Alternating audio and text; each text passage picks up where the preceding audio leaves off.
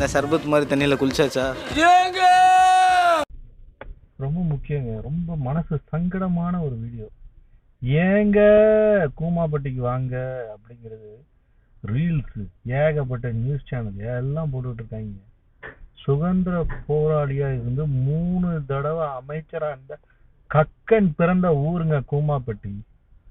அவரோட பேரை கூட சொல்ல மறந்துட்டாங்க. அதை கேட்கும்போது மனசு அவ்வளவு கவலையா இருக்கு. இந்த அளவுக்கு தமிழ்நாட்டுல இருக்க இளைஞர்கள் வரலாற்றுல வீக்கா இருக்காங்க அப்படின்னு நினைச்சுப்பான்.